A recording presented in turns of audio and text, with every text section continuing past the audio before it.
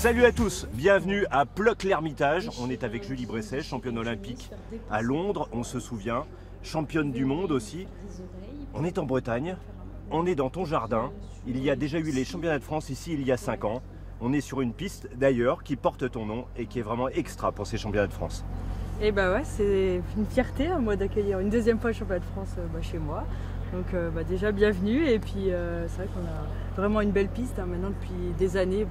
Ça roule beaucoup ici sur ce site, on évolue à chaque fois aussi le parcours, donc maintenant on a vraiment un tracé qui est pérennisé et franchement c'est cool, donc j'espère en tout cas que ça va plaire à tous les VTTistes ce week-end. Julie, j'ai pris quelques infos, il paraît que ce tracé n'est pas si technique que ça, mais avec la vitesse, il devient sélectif. Ai-je raison? Ah bah tout à fait, hein. C'est vrai que là on est sur une petite butte, donc en fait on va avoir beaucoup de rythme sur ce parcours, des montées très raides, des descentes en fait ludiques, sympas à rouler, et au final avec les montées qu'on fait avant, en fait ça devient technique, et c'est là où la lucidité aussi va jouer beaucoup au fil des tours. Donc ça va être intéressant. Un pronostic pour la course des dames qui va suivre? Ah bah bon, en tout cas j'encourage tout le monde, mais c'est sûr que sur le papier, là on a quand même 3 pilotes en Coupe du Monde. On a Loana Lecomte, Pauline Ferrand-Prévot, Léna Giraud, et je pense que ça va être une belle bataille. Allez, on garde le sourire de Julie Bresset pour la course des dames tout de suite. «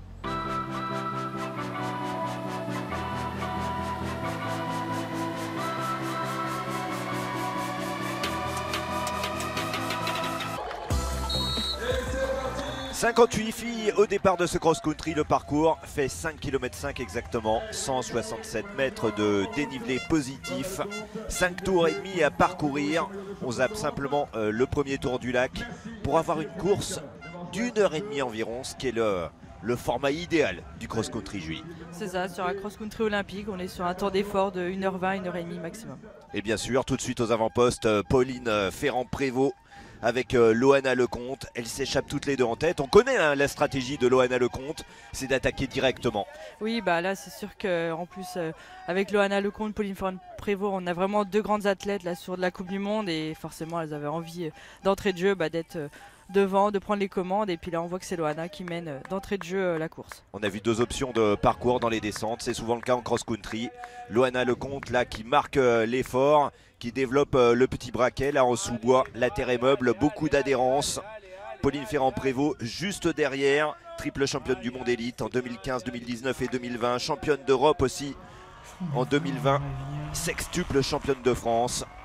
Et là, cette côte incroyable, là, le col des Fougères. C'est chouette à voir. On voit qu'il y a déjà un beau tempo avec Loana et Pauline. Et puis derrière, on voit la toute jeune Line Burquier qui est espoir première année.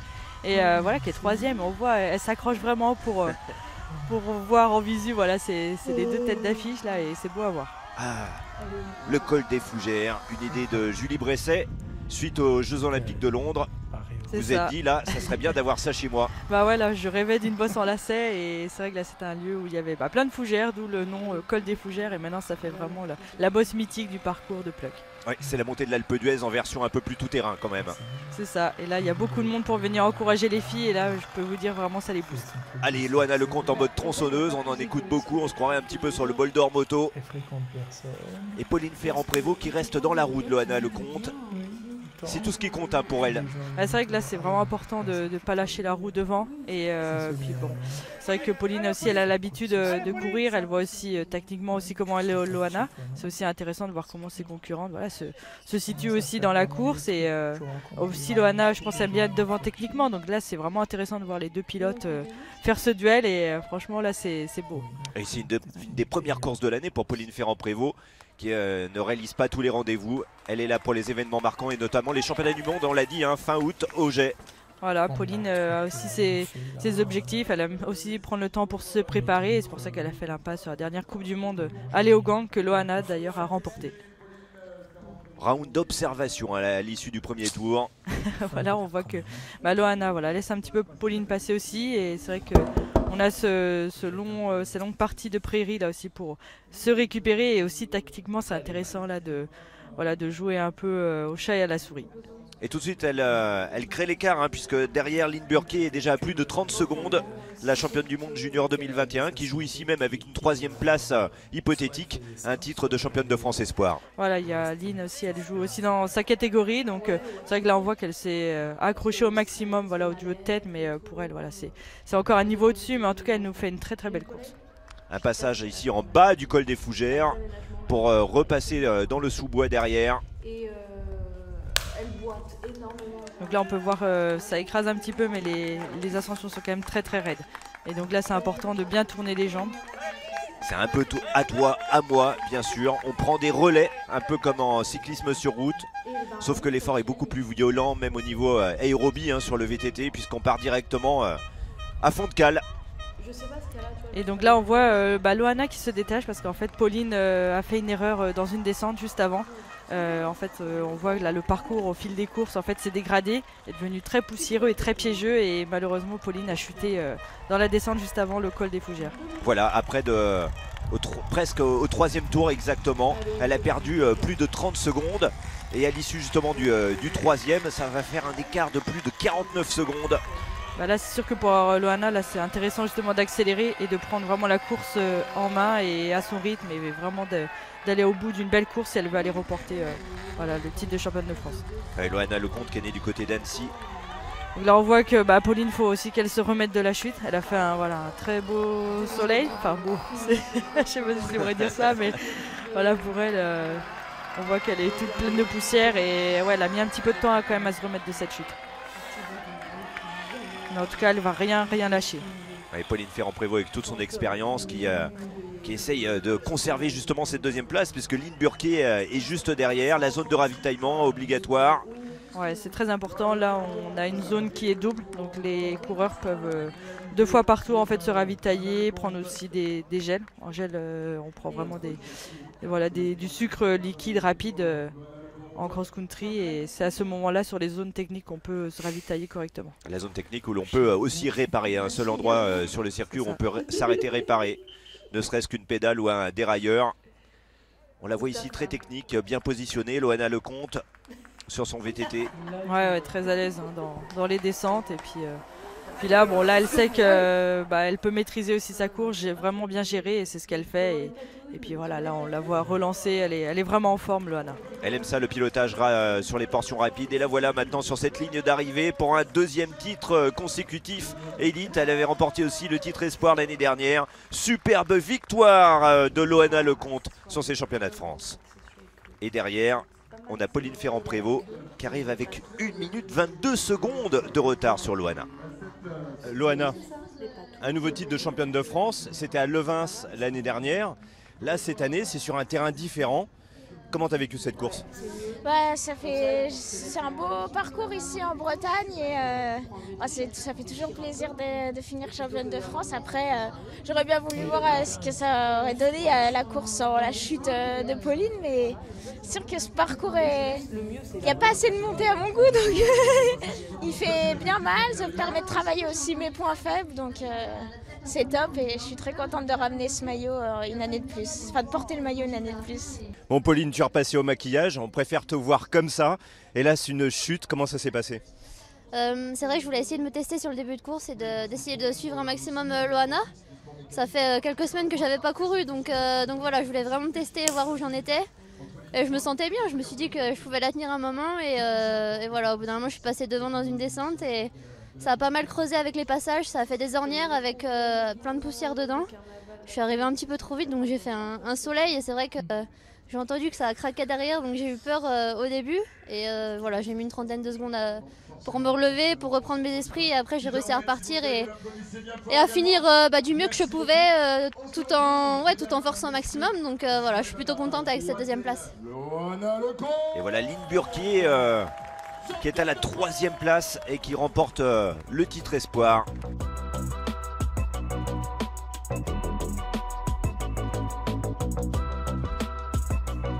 Le classement de ces championnats de France, Loana Lecomte devant Pauline Ferrand-Prévot. Line Burquet est 3e devant Hélène Clausel.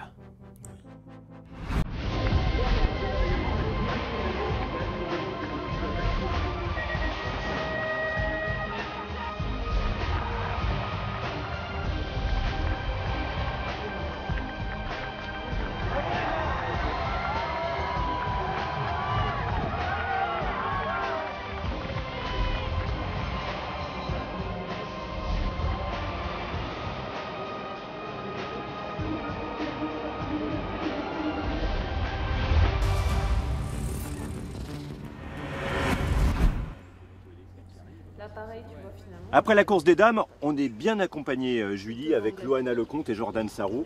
Bon, Loana, championne du monde espoir, mais là, une nouvelle victoire à Léogang, 6e victoire en Coupe du Monde. On est dans une belle année pour l'instant.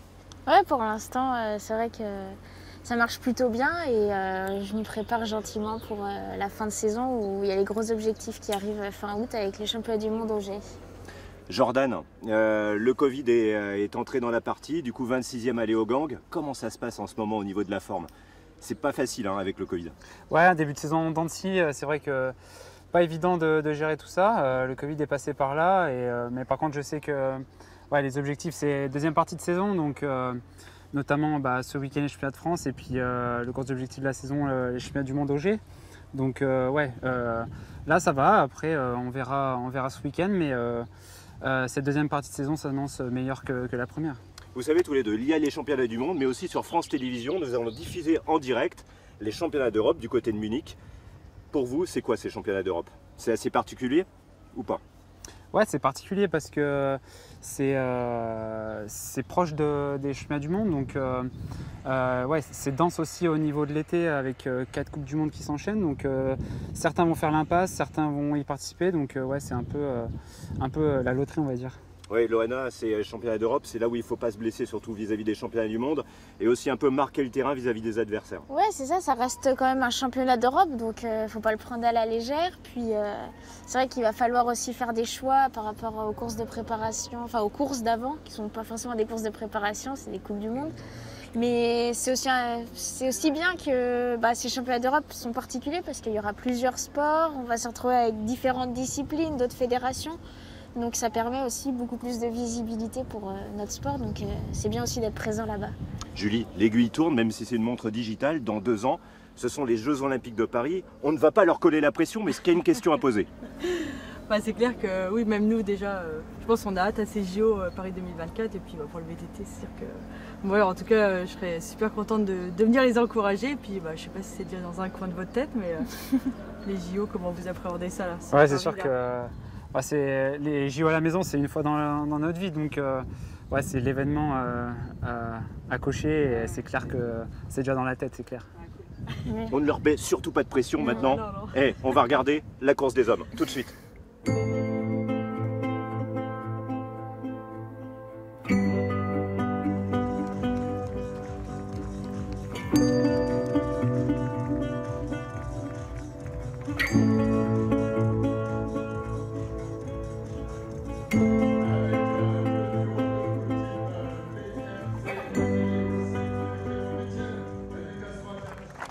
La pression monte, Julie, ils sont 76 au départ et on attend vraiment une course très serrée chez les hommes. Ouais, complètement là. Il faut savoir qu'on a 8 pilotes aujourd'hui là qui sont capables d'être podium Coupe du Monde. Oui, parce qu'on a Stéphane Tempier, Thomas Griot, Jordan Sarrou bien sûr, qui a été champion du monde. Il y a Maxime Marotte qui a une grande expérience. Donc là on voit que c'est Titouan Occaro qui prend les commandes de la course avec suivi donc Maxime Marotte derrière, Jordan Sarrou. On a eu un petit trio en début de tête là quand même qui s'est détaché. On a vu les hommes forts en fait assez vite sur cette course. Titouan Occaro qui a eu des podiums en Coupe du Monde bien sûr, 3e des championnats du monde élite en 2020. Il a remporté le titre de champion de France en 2018. Et puis là il a démontré depuis le début de saison Titouan Occaro sur les Coupes du Monde qu'il était vraiment en forme cette année. Et Maxime Marotte qui est juste derrière, on l'a vu avec son maillot turquoise, champion de France l'année dernière à Levins, 4e des Jeux Olympiques de 2016, pilote d'expérience. Donc là ils sont quasiment 8 roue dans roue et là franchement le suspense est vraiment au rendez-vous. Jordan Sarrou le numéro 3, on le voit ici. Champion du monde élite 2020. 2e des championnats de France en 2019. 2e l'année dernière aussi à Levins. On se souvient, il avait déraillé juste avant la ligne d'arrivée. Juste avant, ouais. C'était frustrant pour lui là. Mais après, ils avaient fait une belle course. Puis Maxime et Marotte aussi étaient très forts. Le champion de France sortant. Alors 6 tours et demi à effectuer chez les hommes. Et on voit Titouan Occaro qui, à l'orée du 3e tour, commence à attaquer. Il veut se se détacher. Complètement, ouais, il veut vraiment se démarquer. On voit qu'il essaye d'en mettre un peu partout dès le début de course pour justement pas faire un groupe trop grand, parce qu'après ça va être au fil des tours, voilà, ça va être compliqué avec la fatigue et l'usure de ce parcours pour aller chercher une médaille aujourd'hui. Maxime Marotte prend le relais en tête. Voilà, on sent vraiment que c'est la bataille là pour être devant dans les singles, et surtout c'est intéressant, comme on l'a vu chez les femmes, d'être devant autant dans les montées que dans les descentes. Voilà, quand on parle de single, on parle aussi de single track évidemment, Voilà. c'est-à-dire des parties où on ne peut absolument pas doubler, où on fait le train-train, et il y a des parties un peu comme celle-ci où parfois il y a des souches. On peut prendre justement des pistes juste le long, là, essayer de marquer la différence et de remonter et de pourquoi pas doubler. Il faut dire que les potences en VTT sont assez larges, et quand on est en single track, de doubler, on prend des risques aussi. On peut accrocher le pilote qui est devant. Et là on voit, on est roue dans roue avec Titouan Caro. Ah, là ils ont du mal vraiment à se détacher là. On voit que les gars, ils ont quand même un niveau vraiment très serré, et ce qui fait aussi une belle course aujourd'hui. C'est pas toujours une situation agréable en début de course de se retrouver même à mi-course en groupe de cette manière. Il faut rester concentré sur son pilotage, ne pas commettre d'erreurs. C'est ça, il faut pas non plus en faire trop, parce que voilà, là, justement, s'il y en a un qui est en dessous, il va forcément le payer, quoi. Si le rythme des autres est bien plus élevé que le sien, après c'est compliqué, quoi. Et là il faut vraiment tenir, comme on l'a dit, là, on part sur 1h30 de course, et au fil des tours c'est sûr que ça va faire des dégâts. Maxime Marotte, Titouan Caro qui est juste à côté, là, maillot rouge, derrière Jordan Sarrou. Voilà, on a aussi Antoine Philippe, Joshua Dubo, Thomas Griot, qui ont fait aussi des très belles Coupes du Monde là en début de saison, et vraiment on attend aussi le reste de cette saison, Coupe du Monde, Championnat du Monde à la maison. Ça va être aussi super d'encourager les Français, parce que je peux vous dire, on est vraiment super fort, en tout cas en Coupe du Monde. Et là il faut bien se rendre compte qu'on a à peu près 5 pilotes de classe mondiale sur ces championnats de France. C'est sûr qu'on cherche aujourd'hui des pilotes dans les catégories espoirs pour l'avenir. Bien sûr, après les Jeux Olympiques de 2024, on va dire qu'on manque un petit peu de pilotes à l'avenir. Alors si vous voulez faire du VTT, eh bien sachez que c'est le moment d'y aller, parce que on attend la relève. On se souvient bien sûr de Julien Absalon, de tous ces pilotes, Christophe Perrault, qui ont marqué l'histoire du VTT et qui ont marqué aussi l'histoire du Tour de France sur route. On voit que là il n'y a pas de répit, hein. Et puis là c'est Antoine Philippe qui prend les commandes. C'est vrai que ça tourne un petit peu, et on voit que ça va commencer aussi à se regarder, parce que là je pense qu'il commence aussi à sentir que la fatigue arrive, et puis au bout d'un moment il va falloir que le groupe aussi se distance un petit peu, parce que là c'est pas possible. Au niveau aérobie, bien sûr, là on marque un peu une pause, mais on n'ose pas dire ça, parce que là ils sont tout de suite quand même toujours dans l'effort.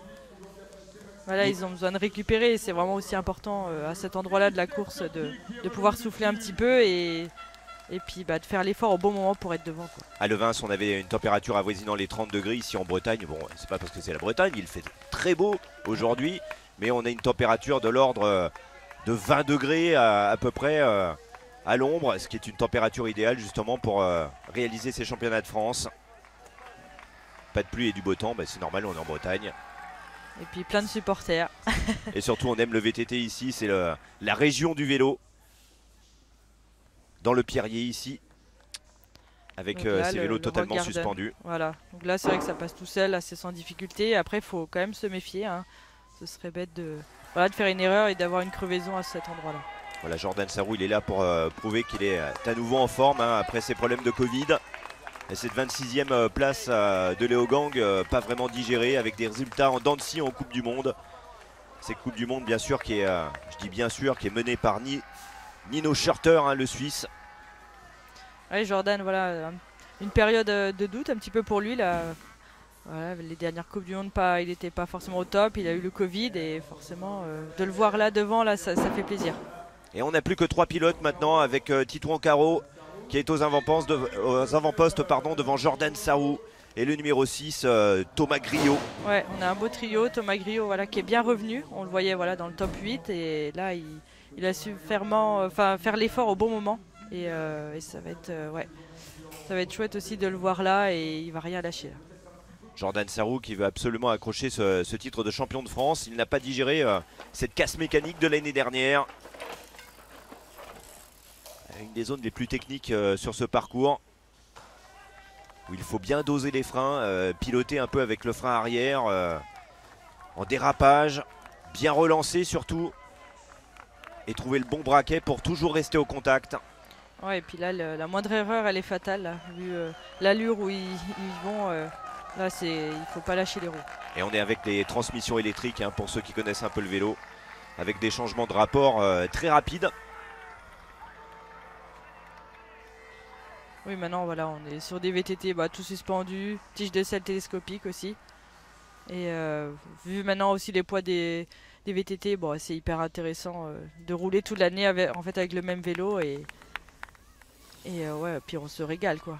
Sur des parties techniques, c'est vrai que c'est hyper confort et c'est... Ouais, enfin, moi, maintenant, je sais que je roule qu'avec ce type de vélo et j'adore. La partie du lac, c'est très bucolique avant de remonter derrière. On arrive sur le finish, Julie, avec Titouan Caro qui marque une attaque. Et ouais, Titouan, là, il a vraiment tout donné. Il a vraiment aussi tactiquement été super fort. Et là, on voit sur la dernière ligne droite, c'est lui qui... Ouais, c'était vraiment l'homme de la journée. Ouais, bravo Titouan et bravo Jordan aussi parce qu'il s'est accroché jusqu'au bout. Un deuxième titre national pour Titouan Caro. Et il n'était pas sur le même braquet, Jordan Sarrou, mais une belle deuxième place. Ouais, sacrée course. Et Thomas Griot, troisième aussi, qui nous a fait vraiment un bel effort. Il y avait beaucoup de prétendants à la victoire. Ça s'est vu en début de course. On était un bon groupe de 8 ou 9. Finalement, ça s'est un peu écrémé au fur et à mesure de la course. Et j'ai été plutôt acteur, on va dire, de cet écrémage. Et puis voilà, ça s'est vraiment fait tout le dernier tour avec Jordan et Thomas. Ça a été vraiment une belle bataille qui s'est terminée au sprint. Et puis bon, là, quand on voit la ligne d'arrivée avec tout ce monde et on voit limite le maillot bleu, blanc, rouge au bout. Donc ça donne des forces supplémentaires et c'est vraiment top d'aller chercher un nouveau maillot. Il est heureux, Titouan, avec un superbe titre national. Titouan Caro devant Jordan Sarrou et Thomas Griot à la troisième place. Merci pour eux, on va remettre, non elle est déjà remise. La quatrième place pour Stéphane Tempier, Antoine Philippe et Maxime Marotte est sixième. La marche qui est derrière lui pour le team Canyon. On se quitte sur quelques images de trial avec le sacre national du multiple champion du monde, Vincent Hermance, qui vient tout juste d'être papa. Et chez les filles, le titre de championne de France pour Emma Louineau. On se quitte avec ces images impressionnantes. Merci Julie, on se retrouve bientôt sur les antennes de France Télévisions. Et on retrouvera du VTT sur les championnats d'Europe à Munich au mois d'août.